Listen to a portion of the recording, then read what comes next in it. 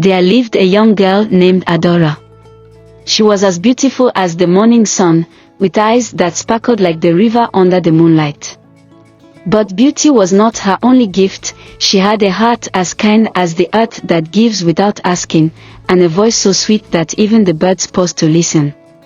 Yet, despite her gentle nature, Adora was often mocked and rejected by the villagers. You see, she was the daughter of a poor widow, and in this village, wealth determined a person's worth. The village girls refused to befriend her, the young men ignored her, and even the elders dismissed her, thinking she had nothing to offer. But Adora never let their cruelty harden her heart. She helped the sick, shared what little she had, and always greeted others with warmth. She believed that kindness was its own reward, even if the world did not return it. One day, a wealthy merchant's son named Jero took notice of Adora. He was handsome, with fine clothes and a charming smile, but his heart was proud. He admired Adora's beauty and decided that he would make her his bride, not out of love, but because he wished to boast of having the most beautiful wife in the village. At first, Adora was hesitant, but Jero spoke sweet words and promised her happiness. For the first time, she felt seen, and her heart opened to him. However, on the night of their engagement feast, Jero overheard some of his friends laughing. "Jero, you could have any rich maiden in the land," they jeered. "Why settle for a poor girl like Adora?" Ashamed of their mockery, Jero stood before the crowd and, with a cruel laugh, said, "You're right. What was I thinking? A beggar girl can never be my wife." The villagers laughed, and Adora's heart shattered. Tears filled her eyes, but she held her head high and walked away, refusing to give them the satisfaction of seeing her break. That night, she packed her few belongings and left the village, vowing never to return. Adora wandered far, seeking a new home where no one would judge her for what she lacked. She walked through forests and crossed rivers, facing hardships but never losing her kindness. She helped an old woman gather firewood, saved a lost lamb, and even healed a wounded bird with herbs she found along the way. One evening, exhausted and hungry, she stumbled upon a grand palace.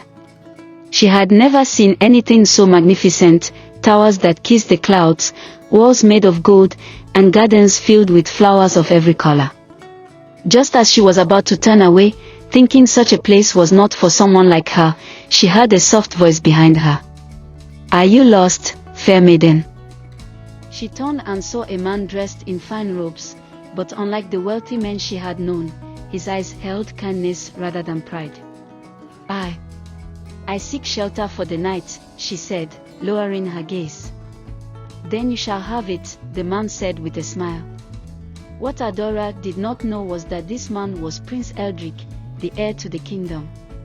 Adora was welcomed into the palace, not as a servant, but as a guest. The prince, curious about her story, spent time with her, and as days turned to weeks, he saw in her what others had failed to see: her strength, her wisdom, and the beauty of her soul. Unlike Jero, the prince did not admire her only for her face but for her heart.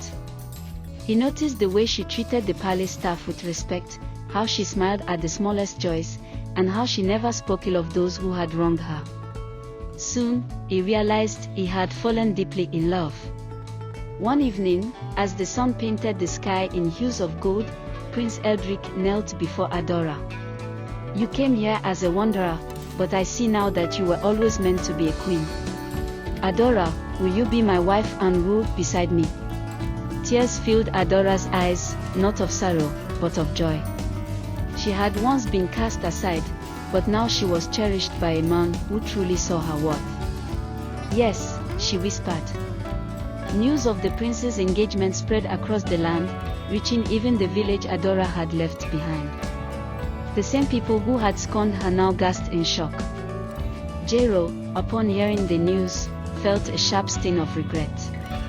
He had thrown away a rare gem, blinded by pride. Many of the villagers wished they had treated Adora with kindness, but it was too late. On the day of the royal wedding, of the village was invited to the grand celebration. When Adora entered the great hall, draped in a gown of shimmering gold, they could hardly believe she was the same girl they had rejected. Yet Adora, in her infinite grace, did not look at them with scorn. She simply smiled, a silent reminder that true worth is not in wealth, but in the heart. And so, Adora, once the girl who was overlooked and abandoned, became a beloved queen, ruling beside the prince who had chosen her not for what she had, but for who she was. And they lived happily ever after. As time passed, Queen Adora proved to be not just a beautiful bride but a wise and compassionate ruler. While Eldrick led battles and made laws, Adora focused on the people. She visited the sick, listened to the poor, and ensured that no child in the kingdom went hungry. One day, a group of weary travelers arrived at the palace gates, seeking shelter. They were dressed in rags, their faces worn by hardship. Without hesitation, Adora ordered that they be fed and given a place to rest. But as she approached them, her heart skipped a beat. Among them was Jero, the man who had once humiliated her. His fine clothes were gone, replaced by torn garments. His once proud posture was now slouched with shame. The moment their eyes met, Jero fell to his knees. "My queen," he said, his voice heavy with regret. "I do not deserve to stand before you, but I beg for your mercy. Life has been unkind to me, and I see now the foolishness of my past. I wronged you when you had done nothing but love me." The guard stepped forward, ready to drag him away, but Adora raised a hand to stop them. "Rise, Jero," she said softly. "I have no hatred in my heart for you." Tears filled his eyes. "You are kinder than I deserve." Adora smiled gently. "Kindness is not about what is deserved. It is about what is needed. And I choose to be kind." With that, she ordered that Jero and his companions be given food, shelter, and a chance to walk in the royal gardens, ensuring they could rebuild their lives with dignity. Under Adora and Eldrick's rule, the kingdom flourished. The people adored their queen, not just for her beauty but for her heart. She transformed the land not with wealth or power, but with love. Years passed, and Adora and Eldrick had children who grew up learning the values of kindness, strength, and humility. The story of the queen who had once been rejected but later became the heart of the kingdom was told for generations, inspiring many to see beyond wealth and status, to recognize the true worth of a person's soul. When Adora and Eldrick grew old, they sat on the palace balcony, watching the sunset together. "Did you ever think," Eldrick mused, "that the girl who was cast aside would one day be the queen who brought light to an entire kingdom?" Adora smiled, leaning her head against his shoulder. "Life has a way of turning pain into purpose, my love."